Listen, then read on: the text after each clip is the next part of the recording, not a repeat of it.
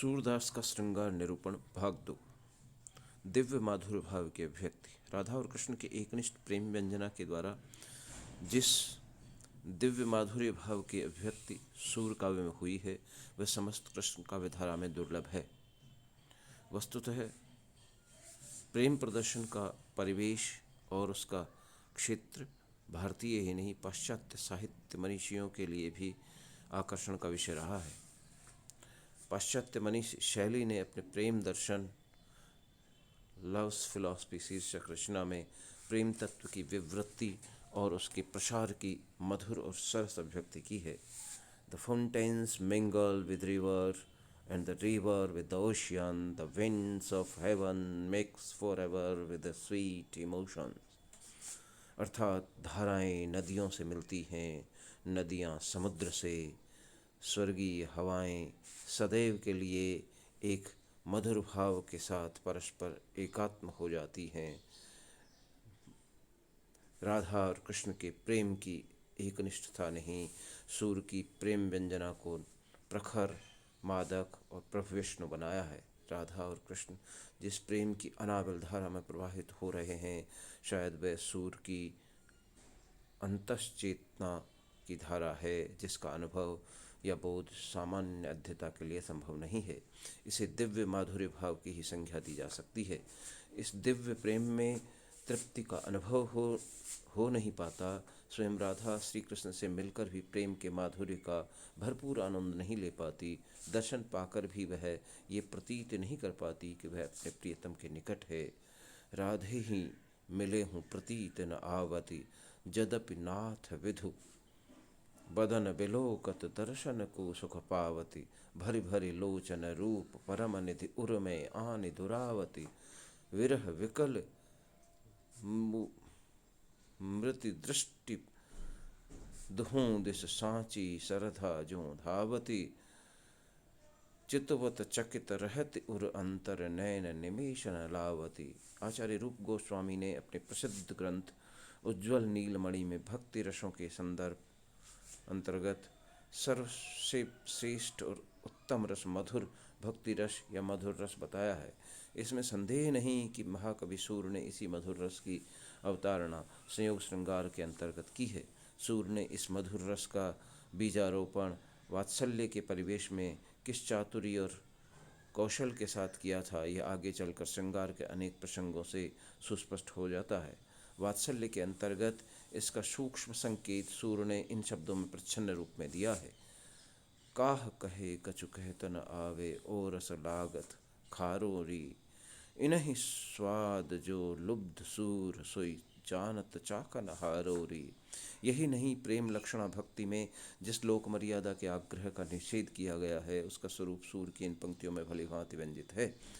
तजी लाज कुलकान को लोक की पति, गुरुजन ब्योसारोरी, जिनकी सकुच देहरी दुर्लभ तिन में मूड उधारोरी। संयोग के अंतर्गत इस दिव्य माधुर भाव का स्रोत माखन चोरी लीला में ही फूट चलता है। विनोद और चपलता की प्रवृत्ति में अनुराग की जो अंतः सलीला प्रवाहित हो रही है उसे रसज्ञ और काव्य मर्मज्ञ ही जान पाते हैं। यथा श्री कृष्ण जब माखन की चोरी करने रंगे हाथ पकड़े गए तो गोपी ने पूछा, अब क्या उत्तर दोगे? श्री कृष्ण चट कह देंगे बैठे, मैंने समझा ये मेरा घर है, इसी धोखे से यहाँ चला आया, और यह जो हमारे साथ हाथ में मटकी देख रही हो उन्हें मैंने चींटियाँ निकालने के लिए डाल रखा है। श्री कृष्ण के ऐसे उत्तर को सुनकर माधुर्य भाव की निर्मल धारा में अवगाहन करने वाली युवती मुस्कुरा उठती है। सुनि मृदु वचन निरख मुख शोभा, ग्वालन मुरि मुस्कान, सूर श्याम तुम हो अति नागर बात टिहारी जान। सूर ने संयोग श्रृंगार में दान लीला द्वारा प्रेम माधुरी के साथ वचन की भंगिमा और भाव प्रेरित वक्रता का विनियोग बहुत सुंदर ढंग से किया है। दान लीला में संवाद की सृष्टि और भंगिमा के बीच गोपियों के प्रेम का आलोक चारों तरफ विकीर्ण हो उठा है। दान लीला में श्री कृष्ण की छेड़छाड़ और उनकी प्रेम मूलक शरारत चपलता की चरम परिणति ऐसे रूप में होती है जिसमें गोपियाँ अपने आप को समर्पित कर देती हैं और उनका अमर्ष दैन्य और भावुकता का रूप ग्रहण कर लेता है, और वे सब सहर्ष अपने दधि का आस्वादन करने के लिए श्री कृष्ण को बाध्य कर देती हैं। इस संदर्भ में अपने दधि की प्रशंसा करती हुई वे कह रही हैं, देखो दधि को हरि स्वाद न पायो। दान लीला के साथ ही चीर हरण लीला में भी सूर की प्रेमानुभूति की मार्मिक अभिव्यक्ति हुई है। माधुर्य भाव की सरसता और मादकता से परिपूर्ण चीर हरण लीला सूर की सर्जनात्मक प्रतिभा की गहराई को व्यंजित करती है। श्री कृष्ण की शरारत को गोपियाँ मन में शरारत नहीं समझती और उनके लिए श्री कृष्ण की चपलता और विनोद आनंद का विषय है। वे जानबूझकर अपनी माला तोड़ डालती हैं, वस्त्र फाड़ डालती हैं और स्वयं नाखून से अपनी छाती में घाव कर लेती हैं तथा ऐसी अवस्था में यशोदा के पास उपालम देने के लिए चल पड़ती हैं। प्रेम विवश सब ग्वाल भई, उरहन देन चली जसुमति को मन मोहन के रूप रई। पुलक अंग अंगिया उरदर की हाथ हार तोर कर आप लई।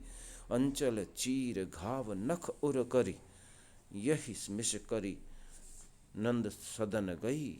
इस पद से स्पष्ट है कि श्री कृष्ण के प्रेम में इतनी अभिभूत हो गई हैं कि उन्हें देखने के लिए घर से चल पड़ी और इस प्रकार के स्वांग और नाटक करने में किसी भी प्रकार का उन्हें संकोच नहीं हुआ। चीरहरण लीला के अंतर्गत श्री कृष्ण ने गोपियों के वस्त्र को चुरा लिया और उसे लेकर कदम्ब की डाल पर बैठ गए और गोपियों से कहने लगे, आवहु निकर न घोष कुमारी, कदम पर से दरस दीन हो गिरधरन बनवारी। नयन भरि ब्रज फल ही देखो फर्यो है द्रुमटारी। गोपियों को श्री कृष्ण ने कदम्ब की डाल पर बैठकर दर्शन दिया और गोपियों को ऐसा लगा मानो उनके व्रत का फल इन कदम्ब की डालियों पर फल गए हैं। जैसे ऐसे दार्शनिक पदों में दार्शनिक दृष्टि से जीवात्मा का परमात्मा से निरावरण मिलन की एक दिव्य अनुपम और रमणीय कल्पना की गई है। प्रेम की दिव्य माधुरी का दूसरा रूप है रास लीला में दिखाई पड़ता है। सत्य तो यह है कि जिस प्रेम माधुरी का आरंभ राधा कृष्ण मिलन माखन चोरी लीला से हुआ है, उसका विकास दान लीला, पनघट लीला और चीरहरण लीला में हुआ है और उसकी परम चरम परिणति रासलीला में ही हुई है।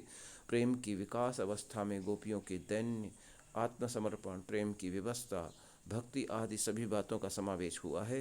रासलीला का प्रारंभ शरदकालीन पूर्णचंद्र के प्रकाश में हुआ। ये रासलीला यमुना के तट पर आयोजित की गई। यहाँ शीतल मंद सुगंध पवन का संचार हो रहा था और मल्लिका आदि पुष्प की सुगंध से सारा वातावरण सुगंधित हो उठा था। रासलीला से संबंधित ये पद कितना सरस और चित्रात्मक है। मानो माई घन घन अंतर दामनी, घन दामनी दामनी उर अंतर शोभित हरि ब्रज भामनी। जमन पुलन मल्लिका मनोहर शरद सुहाई यामिनी। सुंदर शशि गुण रूप राग निधि, अंग अंग अभिरामनी। रचो रास मिल रसिक राय सो, मुदित भई ब्रज भामनी। जैसे एक बादल में विद्युत प्रभा चमक रही हो, उसी प्रकार श्री कृष्ण प्रत्येक गोपी के साथ रास मंडल में शोभित हो रहे हैं। प्रकाश और छाया का ये चित्र निश्चय ही अति अद्भुत और विस्मय का कारक है। कृष्ण के इस रासमंडल में गोपियों के नृत्य और प्रेम व्यवलता की इस मुद्रा को देखकर स्वयं कामदेव अपनी पत्नी सहित विमोहित हो गए। को गति गुण ही सूर श्याम संग, काम विमोह्यो कामिनी।